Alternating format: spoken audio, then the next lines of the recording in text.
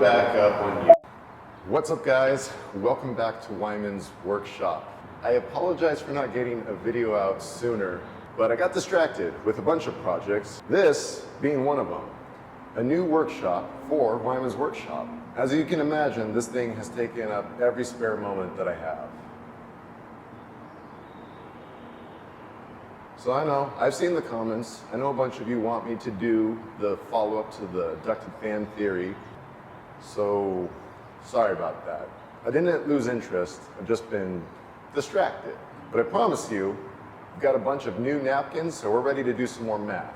I am curious though, is that the kind of videos that you want to see this channel make? Just the napkin math? Do some build videos? I actually did a lot of filming of building this workshop, but this isn't the essential craftsman. But would you want to see some of it anyways? So if I'm being honest, I need to engage on YouTube more, or I'm going to lose my monetization again. Apparently YouTube wants me to upload more than just once every 5 years. So I thought I'd take this opportunity to get some input from you. I'm also going to try one of those little YouTube survey things, you know, do some more engagement. So let me know.